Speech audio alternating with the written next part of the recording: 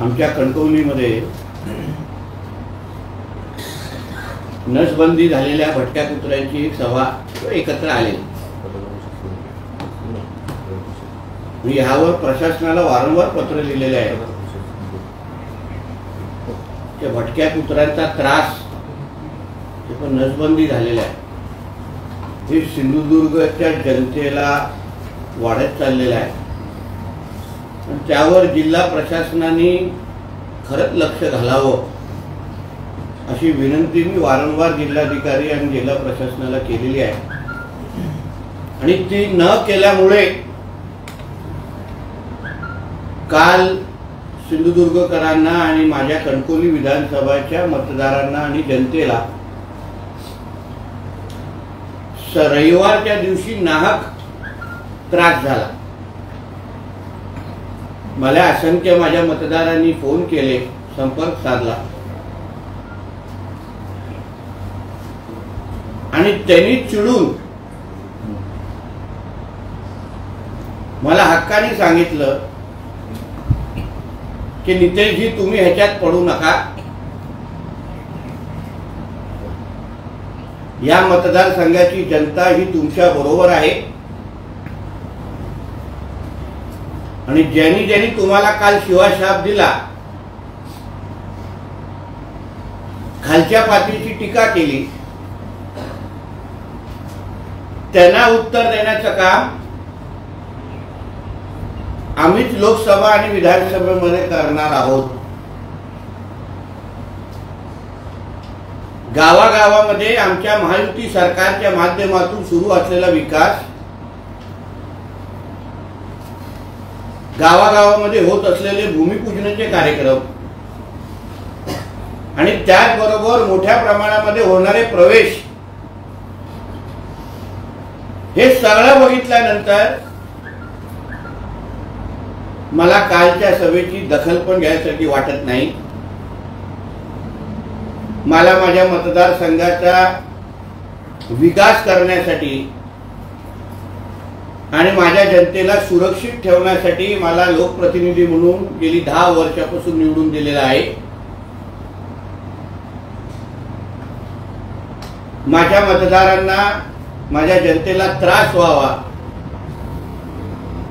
उगाच माझ्या मतदारसंघाच्या कानोकोपऱ्यामध्ये पोलिसांचे फौजफाटे उभे राहावेत, अशा कुठल्याही पद्धतीचं वातावरण मी खराब करणार नाही। अशाच पद्धतीच्या सभा 2019ला पण झालेली, हेच उद्धव ठाकरे तेव्हा आलेले त्यांच्या उमेदवाराच्या प्रचारासाठी, दुसऱ्यांना गद्दार बोलवतात, पण उद्धव ठाकरे हा किती मोठा गद्दार आहे हे या कणकवली मतदारसंघाच्या निमित्ताने महाराष्ट्राच्या जनतेने पाहिलं होतं।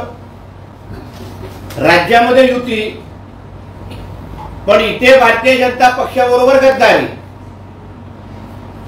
आणि तेव्हाही कणकवलीमध्ये सभा घेतलेली, जाहीर सभा काय घेतलेली, तरीही मी 2014 पेक्षाही मोठ्या मताधिक्याने मी निवडून आलेलो आहे। गेल्या 2 वर्षामध्ये आमचे महायुती सरकार आल्यानंतर ग्रामपंचायतीच्या निवडणुका झाल्या, त्याही निवडणुकीमध्ये माझ्या ह्या मतदारसंघामध्ये 80% सरपंच हे भारतीय जनता पक्षाचे विचाराचे निवडून आलेले आहेत। अपेक्षा एवढीच होती की उद्धव ठाकरेंनी या सिंधुदुर्ग जिल्ह्याच्या जनतेने 2014 आणि 19 मध्ये मोदी साहेबांच्या आशीर्वादाने का होऊ नये, पण त्यांच्या खासदार निवडून दिला आणि या गेल्या 10 वर्षामध्ये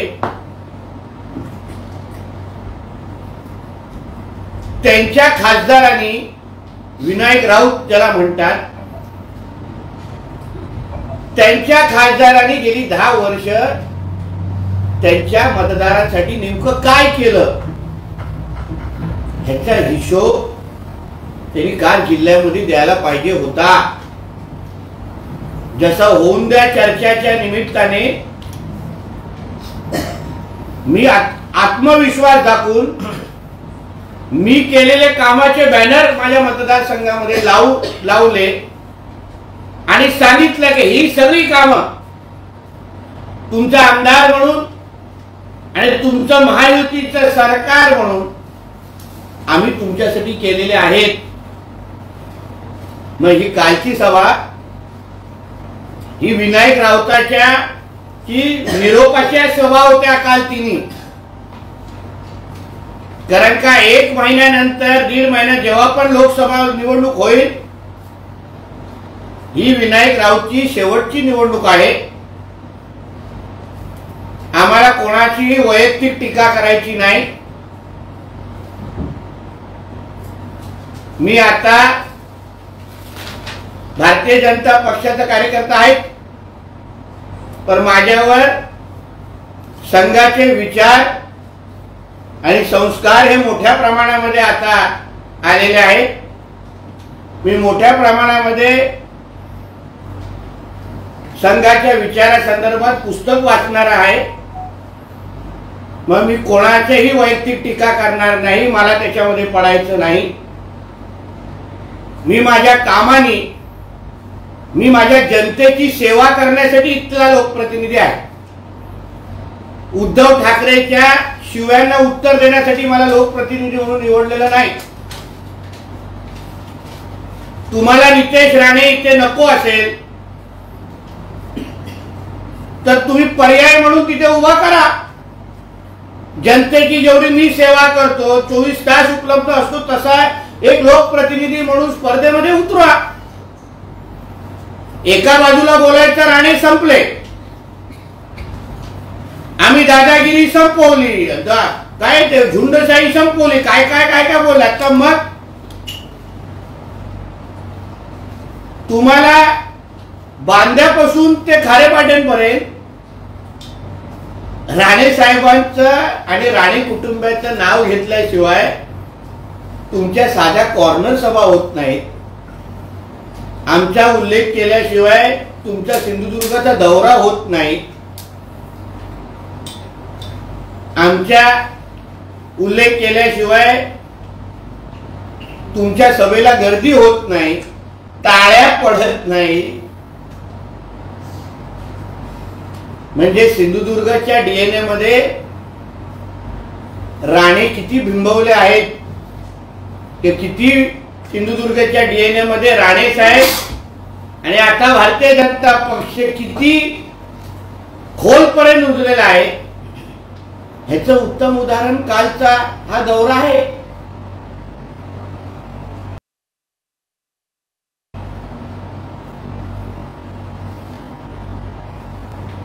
म्हणून यापुढे तुम्हाला कोणाला हे जे काही उभाटाचे कोण लोक आहेत त्यांची अपेक्षा आहे की माझ्या मतदारसंघाचं वातावरण मी खराब करीन, राणे करत बसीन, तसं काही होणार नाही. येणाऱ्या आता म्हणजे घोडा मैदान तसं लांब नाहीये, लोकसभा आणि विधानसभा जवळच आहे. या लोकसभेमध्ये सिंधुदुर्ग रत्नागिरीचा महायुतीचा जो पण खासदारचा उमेदवार असेल त्याला जिंकवण्यामध्ये किंवा जिंकून आणण्यामध्ये कणकवली मतदारसंघाचा सिंहाचा वाटा असेल. माझे मतदार जेवढ्या मला शिव्या काय घातल्या, जेवढ्या खालच्या पातळीची टीका केली त्याच्या सगळ्याचं प्रतिउत्तर हे येणाऱ्या लोकसभेमध्ये जनता हे लोकांना देईल एवढं माझा ठाम विश्वास आहे. तुम्ही इथे येऊन मोदीजी असतील, आमचे देवेंद्र फडणवीस साहेब असतील, सगळ्या लोकांना टीका एका बाजूला करता मग मला उद्धव ठाकरेंना आज पण विचारायचे, जास्त लांब गेले नाहीत, राजापूरला जाईल, नंतर कदाचित रत्नागिरीला पोचले असतील. आताही सांगतो, तुमच्या मुलाच्या डोक्यावर हात ठेवून सांगा महाराष्ट्राच्या जनतेला की तुम्ही भारतीय जनता पक्षाबरोबर परत युती करण्यासाठी किती प्रयत्न करता आहात, पलटी मारण्यासाठी तुम्ही आतुर आहात. कोणाला कुठे, मुंबईच्या कुठल्या हॉटेलमध्ये, दिल्लीच्या कुठल्या गेस्ट हाऊस मध्ये कसे फोन जात आहेत, कशा बैठका होत आहेत, आणि कुठल्याही अतिशर्ती विना मला परत घ्या असा सांगणारा हाच उद्धव ठाकरे. आणि उद्धव ठाकरेचा प्रस्ताव भारतीय जनता पक्षाकडे आहे. त्याबद्दल काय करायचे आमचं पक्षश्रेष्ठी बघतील. मग तुम्ही कुठल्या तोंडाने जाहीर भाषणामध्ये भारतीय जनता पक्षावर टीका करत आहात, मोदी साहेबांवर टीका करत आहात. ज्या इंडिया अलायन्स आणि महाविकास आघाडीमध्ये बसून तुम्ही तिथे जागा वाटप करतात, त्यांच्या पण पाठीवर खंजीर खुपसण्याचं काम तुम्ही आताही करताय. मी परत परत सांगतो का हा खरंच हिंदू हृदय सम्राट बाळासाहेब ठाकरेंचा मुलगा आहे का, ह्याचा खरंच तपास झाला पाहिजे, ह्याचा डीएनए तपासलं पाहिजे. बाळासाहेबांचा कुठलाही गुण ह्यांनी काय घेतलेला नाही. बाळासाहेबांच्या रक्तात गद्दारी नव्हती, पण ह्याच्या नसानसामध्ये गद्दारी भिनलेली आहे. म्हणून मी परत सांगतो की मी माझं काम करत राहणार, मी माझ्या जनतेचा विकास करत राहणार. माझ्या कामातून मला जनतेची सेवा करायची आहे. आणि हे जे काय टीका टिप्पणी शिवाय साथ देणारे हे जे काही प्राणी काल आलेले, भटके कुत्रे जे आलेले, त्यांना उत्तर माझी जनता, माझे मतदार निश्चित पद्धतीने देतील, एवढा माझा ठाम विश्वास आहे.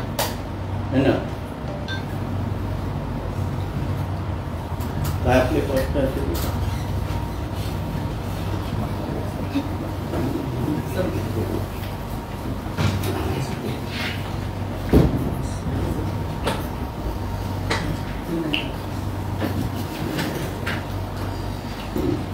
उद्धव ठाकरेंनी काल टीका करताना असं म्हटलं की अब की बार भाजप तडीपार.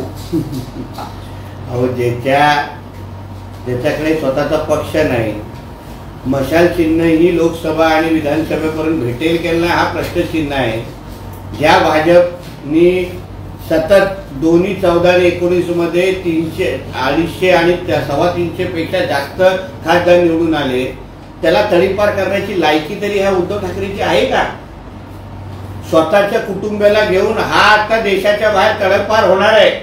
थोडा त्या दिशा साल्यांच्या केसचा निकाल लागून दे, मग कळेल महिलांवर अशा पद्धतीचा अत्याचार केल्यानंतर काय अवस्था होते आणि मग कसं तडीपार व्हायला लागतं ना, हे येणारा काळ दिसेल. त्यांनी ते दिल्लीचे तप काबीज करू असं काल बोलले. ठीक आहे, आता स्टेजवर बसून, रविवारचा दिवस होता काल ना, स्टेजवर खूप लोकांनी मी ऐकलेलं 90चा स्वाद घेतलेला, थोडं बोलता बोलता ह्याच्याकडे गेलं असेल, थोडं बोलतात असं. साहेब, माजी आमदार भास्कर जाधव यांनी माजी आमदार झाले, माजी मंत्री भास्कर जाधव यांनी सुद्धा तुमच्यावर किंवा राणेसाहेबांवर टीका केली. आणि एकूणच या संपूर्ण टीकेचा दोन्ही बाजूने जर बघितलं तर याच्यापूर्वीपासून खालावत आलेला आहे. तर नेमकं भास्कर जाधव यांनी पातळी सोडून केलेल्या टीकेला आपल्याकडून काय नेमकं उत्तर असेल? उत्तर देऊ.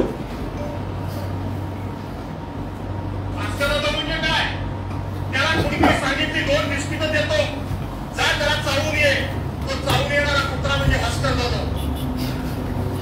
परत आहे संसदीय शब्द बोलतो. भास्कर जाधव म्हणजे काय? त्याला कुणीतरी सांगितली 2 निश्चित देतो, जा त्याला चालून ये, तो चालून येणारा कुत्रा म्हणजे भास्कर जाधव.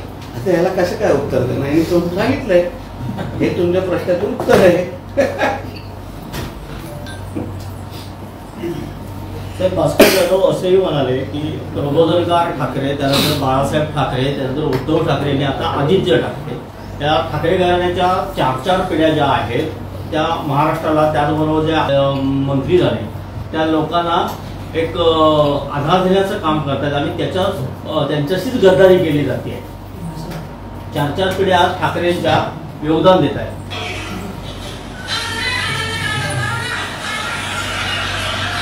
तेव्हा एका पिढीबद्दल भास्कर जाधव बोलत आहे.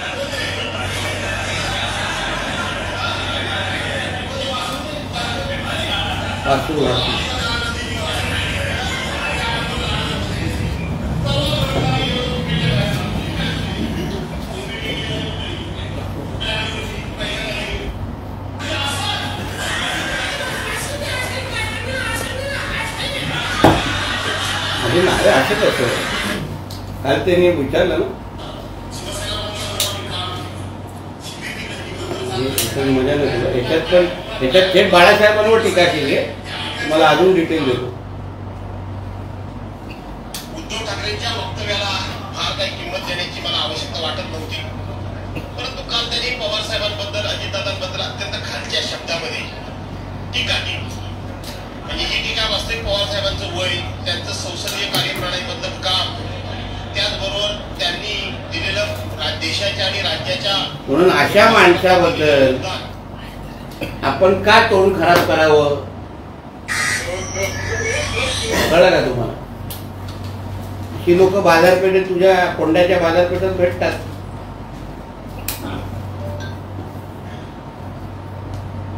आणि उद्धव ठाकरेला आजकाल अशीच माणसं चालतात रे बाबा.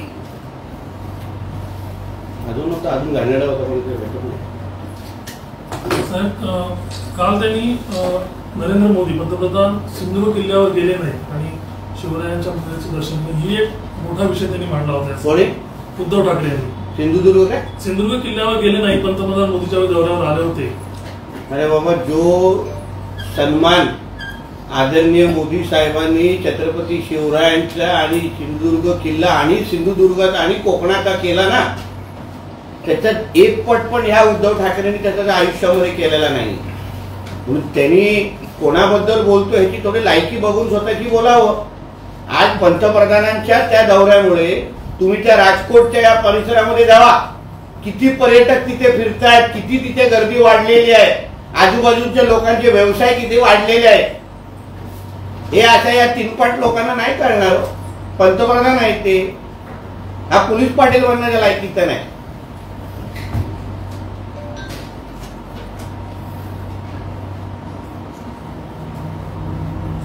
गणपत गायकवाडांच्या मुख्यमंत्र्यांच्या आरोपानंतर शिंदेगड आक्रमक झाला आहे. मुख्यमंत्र्यांवर आरोप खपवून घेतले जाणार नाहीत, गायकवाडांवर कडक कारवाई करा अशी मागणी शिंदेच्या मंत्र्यांनी फडणवीसांकडे केली आहे. मला असं वाटतं त्या बाबतीतची भूमिका आमचे आदरणीय फडणवीस साहेब आपल्या सगळ्यांना समोर मांडतील. आता नेमकं काय आरोप झाले, काय मंत्रिमंडळात झाले हे अजूनपर्यंत मला माहीत नाही. तर त्या बाबतीची माहिती आमचे आदरणीय देवेंद्र फडणवीस साहेब देतील. धमक्या आणि खंडणीचे फोन येत असल्यामुळे इंजिनियर्स आणि कंत्राटदारांनी मुख्यमंत्र्यांना एक पत्र लिहिलं आहे की राजकीय वैमनस्यातून सरकारी इंजिनियर्स आणि कंत्राटदारांना धमकी, खंडणी आणि गुंडगिरीपासून रक्षणासाठी कायदा बनवण्याची मागणी त्यांनी केली आहे. असं असेल तर ह्या बाबतीची दखल आमचे आदरणीय मुख्यमंत्री निश्चित पद्धतीने घेतील. आणि इंजिनियर असो, कंत्राटदार असो, कोणी असो, महाराष्ट्राच्या प्रत्येक नागरिकाचं संरक्षण करण्याची जबाबदारी आमच्या या महायुती सरकारची आहे. हे वसुली सरकार नाही आहे उद्धव ठाकरेचं, हे महायुतीचं सरकार आहे. म्हणून इथे प्रत्येकाचं संरक्षण करण्याचं काम आमचं सरकार करेल, त्याच्याबद्दल कोणीही चिंता करू नये.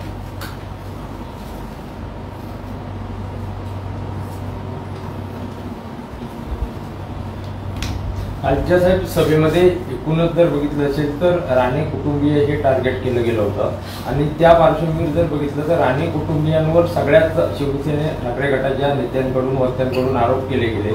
असं असताना मात्र यापूर्वी एकेकाळी राणेंचे विरोधक असलेले शिक्षण मंत्री दीपक केसरकर हे गेले काही दिवस राणे साहेबांचं असेल किंवा आपलं राणे कुटुंबियांचं कौतुक करतात. तर लोकसभेच्या पार्श्वभूमीवर केसरकर साहेबांच्या झालेल्या बोलण्यामधल्या या फरकाकडे तुम्ही कसं स्वागतार्ह आहे.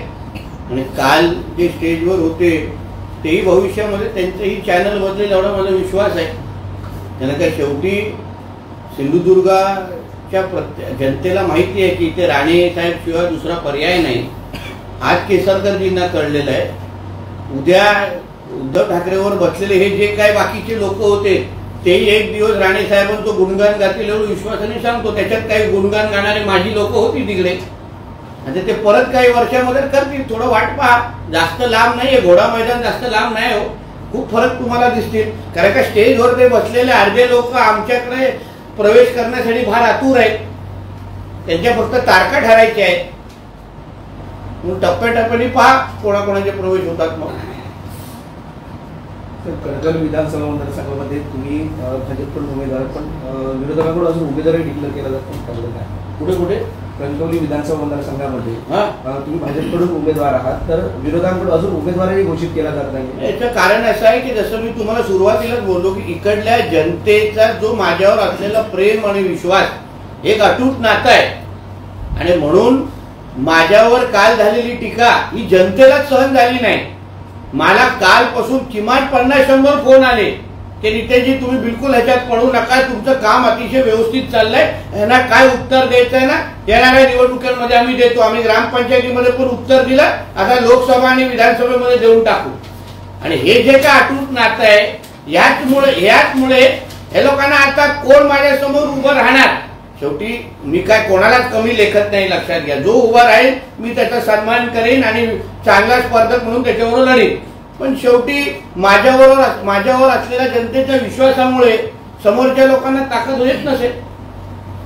ठाण्याचे माजी महापौर नरेंद्र मस्के म्हणतायत की शिवसेना प्रमुख असताना लाखो लोक यायचे सभेला आणि तुमच्याकडे आता 100 लोकांमध्ये पण सुद्धा सभा घेता हे वाईट वाटतं. आणि तुमचा त्यांनी उल्लेख केलाय त्यावेळी नितेश राणे तुम्हाला बोलले होते की आम्ही लोक तुम्हाला देतो त्या ठिकाणी सभा घ्या म्हणून. आता कालच्या कणकवलीच्या सभेमध्ये तुम्ही बघा किती कणकवली विधानसभेचे लोक किती होते. राजापूरचे किती आलेले. मग आजूबाजू म्हणजे जिल्ह्याच्या उर्वरित ठिकाणापासून कसं मागवलेलं. म्हणजे ह्या ज्या विधानसभेमध्ये तुमची 100-200 लोक पण त्या विधानसभेची जमत नाही. तुम्ही कशाला त्या आमदाराला लोकप्रतिनिधीला आणि त्या मतदारांच्या नादी लागतात. म्हणून जे मस्के बोलले ते बरोबरच आहो. आमच्या हिंदू हृदय सम्राट बाळासाहेब ठाकरेंची लाखोची सभा झालेल्या आहेत. कोकण हा शिवसेनेचा कणा आहे असं आदरणीय बाळासाहेब म्हणायचे. राणे साहेबांनी कोकणामध्ये शिवसेना वाढवली. मग तळ कोकण असेल उर्वरित कोकणामध्ये आमचे एकनाथ शिंदे साहेब होते, गोगावले होते. सगळ्या लोकांनी एकत्र मिळून शिवसेने वाढवली. आणि आता बघा कॉर्नर सभा घेत फिरतायत म्हणून बायकोला घेऊन फिरायला लागतंय. हे चुकून चप्पल आली तर तिला लागता कामा नाही अशी अवस्था आहे. काल ऐकलं वैभव नाईकांच्या घरी राहिले. मला वाटतं विचारायला गेले असतील की तुझ्याकडे एवढी संपत्ती आली कशी आणि आलेली संपत्ती मातोश्रीवर का दिली नाही. वैभव बसल्या असतील काल हिशोब करण्यासाठी. अँटी करप्शनची एवढी मोठी रेड पडते म्हणजे तुझ्याकडे खूप पैसा आहे वैभव.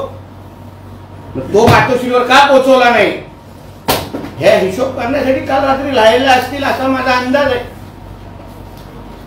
साबण आणि टॉवेल घेऊन जातात. आम्हाला अनुभव आहे असा जुना. आमच्याकडे पण राहायचे कणकवलीच्या घरी साबण आणि टॉवेल गाडीत टाकतात डायरेक्ट. जसं आता तुम्ही वैभव या नावाचा उल्लेख केला. काल भास्कर जाधव असं भाषण करताना वैभव म्हणायचे 4 वेळा उद्धव. हो ही उद्धव ठाकरेची तो न कळत इज्जत काढत होता. बाळासाहेब असताना कोणाची हिंमत झाली असती का. असं आहे बाळासाहेबांना एकेरी नाव घेण्याची. म्हणजे उद्धव ठाकरेला हे माहित नाही तो भास्कर जाधव त्याची इज्जत काढत होता आणि बोलतोय नसामध्ये उद्धव भिनला. अरे बाबा तुझी इज्जत काढली त्यांनी. कार्यकर्त्याला एवढी हिंमत होता कामा नये आपल्या पक्षप्रमुखाचं एकेरी नाव घेण्याचं. आमचं चुकून पण आमच्या नेतृत्वाचं नाव असं निघत नाही. आणि हेच तो उद्धव ठाकरेला कळलं नाही. अहो हाच भास्कर जाधव. मी जबाबदारी तुम्हाला सांगतो. सगळ्यांना सांगायचं आदित्य ठाकरे हा समलिंगिक आहे, गे आहे. तो मुलाशी लग्न करणार आहे. आमदारांमध्ये पेज लावायचा तो आमच्या विधानसभेच्या कॉरिडॉरमध्ये बसून की हा भाग महिलेशी लग्न करणार नाही, हा पुरुषाशीच लग्न करणार. पुरावे आहेत 2-3 आमदाराचे माझ्या बरोबर. हाच तो आता उद्धव ठाकरेचे गुणगान गातो, हाच रश्मी ठाकरेचे गुणगान गातो आणि त्याच्या मुलाला गे बोलवायचा तो. त्या पुरुषांबरोबर ह्याची लफडी आहे. म्हणजे काय भास्कर आणि हे लोकांचे म्हणून बोललो ना कुत्रा स्वतःचा भाजतो. स्वतःला अगर बोलत असेल की बिस्किट फेकून मी कोणालाही चावू शकतो तर त्या माणसाबद्दल आपण कमीच बोललं पाहिजे. आणि त्या पायाचा 2-3 आमदार यांच्या समोर पैज लावले ना त्यांना पण मी बसू शकतो पत्रकार परिषदेत. एसीबीच्या चौकशीत राजन साळवी यांच्या घरी जेव्हा चौकशी आली त्यानंतर त्यांची संपत्तीची जी मोजमाप केलं त्यात बाळासाहेबांच्या खुर्चीची किंमत ठरवली गेली. आज उद्धव ठाकरेंनी असं म्हटलंय की बाळासाहेबांच्या खुर्चीची किंमत मोदींना विचारा. बाळासाहेबांच्या खुर्चीची किंमत, बाळासाहेबांच्या व्यक्तिमत्वाची किंमत आदरणीय मोदी साहेबांना चांगलं माहिती आहे. पण तुला स्वतःच्या वडिलांच्या रुद्राक्षाची किंमत माहिती होती का? जी माझ्या माहितीप्रमाणे तुम्ही कचऱ्यामध्ये टाकून दिली आहे. जे रुद्राक्ष बाळासाहेब घालायचे स्वतः ते या उद्धव ठाकरेंनी कचऱ्याच्या डब्यामध्ये टाकून दिलेले आहेत. दाखव त्यांनी हे रुद्राक्ष आहेत आज पण आमच्याकडे. म्हणून मोदीजींना बाळासाहेबांची किंमत चांगल्या पद्धतीने माहिती होती. पण तुला स्वतःच्या बापाची कधी किंमत माहिती होती का? बाळासाहेब हा किती उंच माणूस होता, काय त्यांचा व्यक्तिमत्व होता हे उद्धव ठाकरेला कधीच कळणार नाही. म्हणून तो बोलतो ना माझा बाप चोरला. बाळासाहेबांना लहान करणारा पैकी हा उद्धव ठाकरे आहे. त्याला नाही कळणार बाळासाहेबांची किंमत. साहेब उद्धव ठाकरेंच्या दौऱ्यामध्ये यापूर्वी ज्या कणकवलीच्या घटना यापूर्वी झालेल्या होत्या त्यामध्ये ठाकरेंच्या गाड्या अडवल्या गेल्या होत्या किंवा राडा संस्कृती म्हणून कणकवलीची यापूर्वीची ओळख होती ती गेल्या काही वर्षात पुसली गेली. मात्र कुडाळमध्ये उद्धव ठाकरेंच्या गाड्यांचा ताफा अडवला गेला. काय सांगाल नेमकी जिल्ह्यात अशी अडवणूक केली भाजपच्या कार्यकर्त्यांकडून? बघा आमच्या सगळ्यांचा प्रयत्न असतो.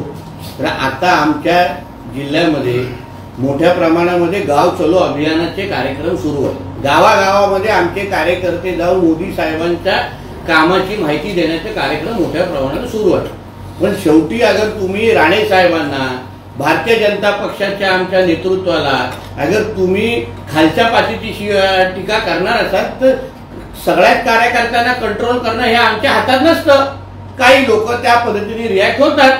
पण मी तर माझ्या मतदारसंघाच्या कार्यकर्त्यांना सांगून टाकलेलं काही दखल घ्यायची नाही, गरज नाही.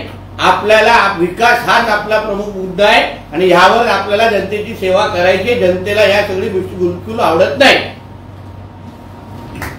अंबादास दानवे विरोधी पक्ष नेते येत आहेत 9 फेब्रुवारीला. पुढे येत आहे सिंधुदुर्ग. म्हणजे जास्त फ्लडलाईट लावायला जनता दरबाराचं आयोजन करण्यात आलंय. जनता दरबार घ्यावं त्यांनी, हरकत नाही. मग त्यांच्या खासदारांनी काय दिवे लावले तिकडे हे त्यांना कळेल आणि ते दिसायला पाहिजे म्हणून आम्ही पण जास्त दिवे लावू. साहेब आज कणकवली मतदारसंघाच्या आमदार अर्थात नितेश राणेंचा प्रश्न असतं महाराष्ट्रात पसरत आहे. त्यामुळेच कुठंतरी शिवसेनेकडनं झळपळाट होते अशा पद्धतीची चर्चा सुद्धा मतदारसंघात आहे. त्यावर तुम्ही काय सांगा? नक्कीच रंकाई लक्षात घ्या माझ्या मतदारसंघामध्ये जेव्हा जेव्हा निवडणुका झाल्या आहेत तेव्हा उभाटाला इथे शिरकाव पण करायला भेटत नाही. मोठ्या प्रमाणामध्ये माझ्या इथे पक्षप्रवेश सुरू आहे. आताही या दौऱ्यामध्ये पण असंख्य सरपंच जे उभाटाचे आहेत ते लाईन धरून आहेत. कालच्या सभेमध्ये जे काही उभाटा म्हणून तिथे समोर बसलेले ना 60% लोक येणाऱ्या काही महिन्यांमध्ये प्रवेश करणार आहे जे समोर उद्धव ठाकरेंचं भाषण ऐकत होते स्टेजवर आणि खालती. म्हणून ह्या मतदारसंघामध्ये आम्ही गावागावापर्यंत विकास पोहोचवलेला आहे. आम्ही मतदारांच्या हृदय जिंकलेला आहे, विश्वास जिंकलेला आहे जे तुमचा खासदार आणि तुमचे लोकप्रतिनिधी नाही जिंकू शकले. आणि म्हणूनच नितेश राणेला रोखू शकत नाही, भारतीय जनता पक्षाला रोखू शकत नाही म्हणून शिवाय घाला.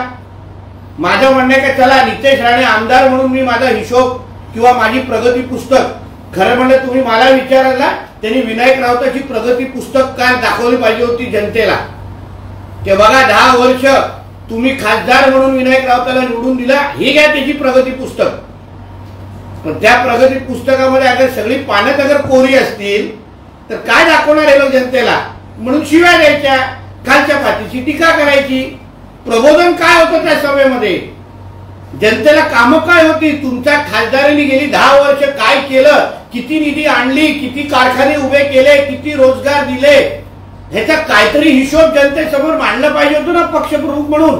काही नाही, फक्त राणेंना शिव्या घालणं, नावं ठेवणं, भारतीय जनता पक्षाच्या आमच्या नेत्यांच्या वजन आणि या सगळ्या गोष्टीवर बोलणं, एवढंच काम. म्हणून सिंधुदुर्गाची सुज्ञ जनता काल खुल्या डोळ्यांनी पाहत होती आणि ह्याचे पडसाद येणाऱ्या निवडणुकीमध्ये त्यांना भेटतील. पण त्याने असं म्हटलंय की कोकणात पुन्हा एकदा उबाटा सेना येईल असं त्यांनी काल पक्षप्रमुख म्हणून त्यांनी विश्वास दाखवणं याच्यामध्ये चुकीचं नाही. पण जेव्हा जेव्हा निवडणुका होतील किंवा आता ग्रामपंचायतीच्या निवडणुकीचा थोडा आढावा त्यांनी घेतला असता ना. वैभव नाईकची प्रॉपर्टी मोजण्यापेक्षा ग्रामपंचायती किती आल्या आहेत हे थोडं त्यांनी आणि त्यांच्या बायकोनी बसून मोजलं असतं ना. उबाटाची काय परिस्थिती या जिल्ह्यामध्ये कळली तरी असती. किती ग्रामपंचायती निवडून आल्या, किती ग्रामपंचायती उरल्या आहेत उबाटाकडे, किती सरपंच आहेत, या सगळ्या गोष्टी थोडा मोजमापन केल्या असताना पक्षाची थोडी स्थिती कळली असती. कालच्या सभेच्या व्यासपीठावर शिवसेनेच्या पदाधिकाऱ्यांकडून भाषण करताना काही जिल्हा प्रमुख आहेत संदेश पारकर यांच्याकडून उद्धव ठाकरेंचा भावी पंतप्रधान असा सुद्धा उल्लेख केला गेला. त्यावर आपलं काय? पाकिस्तानचे पंतप्रधान ना होणार ना ते. भारतामध्ये मोदी साहेब आणि भारतीय जनता पक्षाच्यामुळे त्यांना चान्स, कोणाला दुसऱ्याला चान्सच नाही. म्हणून आता इम्रान खानला अटक केलाय. आता पाकिस्तानचा भावी पंतप्रधान उद्धव ठाकरे फायनल झालाय ते.